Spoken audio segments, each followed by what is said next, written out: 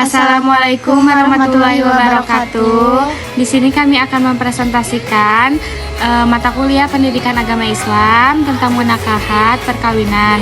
Sebelum melanjutkan ke materi, izin memperkenalkan diri. Nama saya Anissa Novianti dengan NIM 2401041.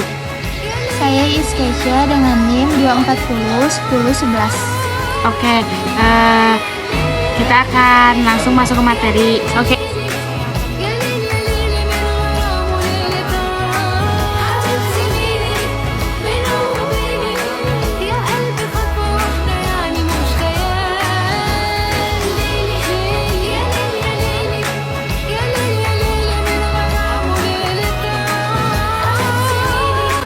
Untuk hukum nikah yaitu ada jaiz atau mubah, artinya dibolehkan, dan inilah yang menjadi dasar hukum nikah. Yang kedua ada wajib, yaitu orang yang telah mampu atau sanggup menikah. Bila tidak menikah khawatir ia tidak akan terjerumus ke dalam perzinahan. Yang ketiga sunat, yaitu orang yang sudah mampu menikah tetapi masih sanggup mengendalikan dirinya dari godaan yang menjerumuskan kepada perzinahan. Yang keempat ada makruh, yaitu orang yang akan melakukan pernikahan dan telah memiliki keinginan atau hasrat tetapi ia belum mempunyai bekal untuk memberikan nafkah tanggungannya. Yang kelima ada haram, yaitu orang yang akan melakukan pernikahan tetapi ia mempunyai niat yang buruk seperti niat menyakiti perempuan atau niat buruk lainnya. Untuk tujuan nikah, yang pertama ada untuk memperoleh ketenangan dan kebahagiaan hidup atau sakinah mawaddah warahmah. Yang kedua untuk membina rasa cinta dan kasih sayang. Yang ketiga untuk memenuhi kebutuhan seksual yang sah dan ridho Allah Subhanahu wa taala. Yang keempat untuk melaksanakan perintah Allah Subhanahu wa taala. Yang kelima untuk mengikuti sunnah Rasulullah Shallallahu alaihi wasallam. Yang keenam untuk memperoleh keturunan yang sah. Di pernikahan yaitu ada mahram. Mahram menurut istilah dalam ilmu fikih, mahram adalah wanita yang haram dinikahi. Penyebab wanita yang haram dinikahi yaitu ada dua macam. Yang pertama ada wali nasab, yang kedua ada wali hakim.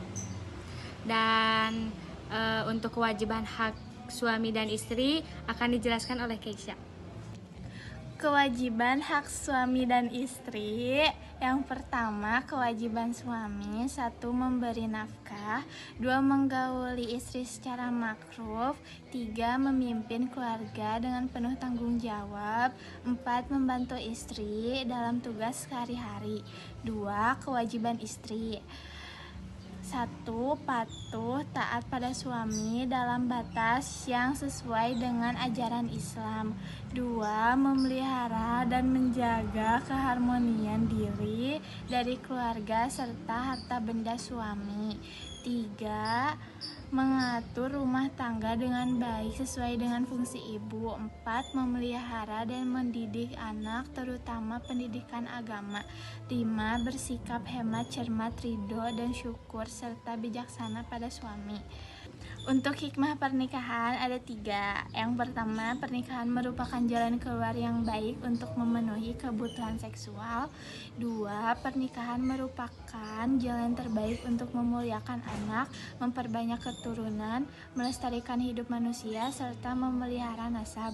3. Pernikahan menumbuhkan naluri kebapaan dan keibuan yang menumbuhkan pula perasaan cinta dan kasih sayang. Di sini ada masa idah. Yang pertama lamanya masa idah. Yang pertama wanita yang sedang hamil, masa idahnya sampai melahirkan anaknya.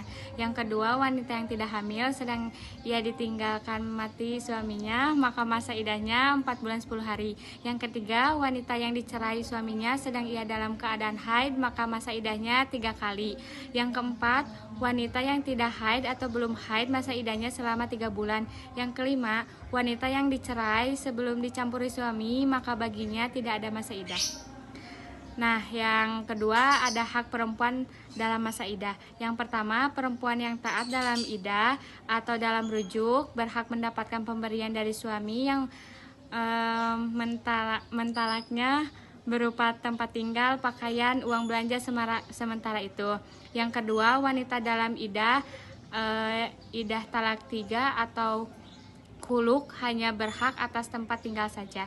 Yang ketiga, ada wanita dalam iddah wafat tidak mempunyai hak apapun, tetapi ia dan anaknya berhak mendapatkan harta waris suaminya.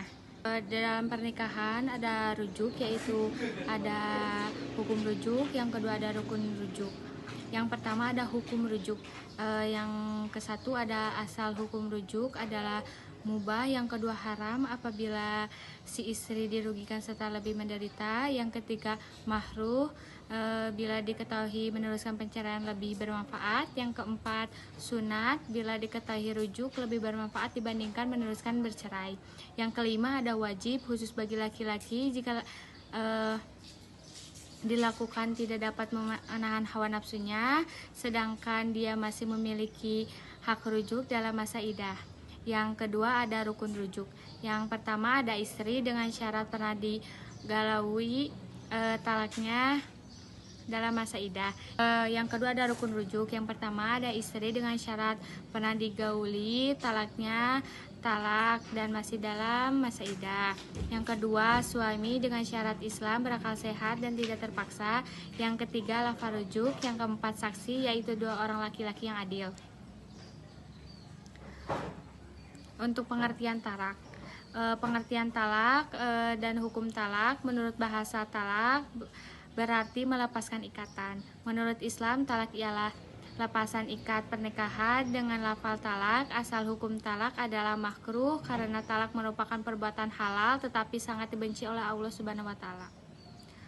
Untuk rukun talak ada 3 macam, yaitu yang pertama yang menjatuhkan talak adalah suami, syaratnya balik, berakal dan berkehendak sendiri.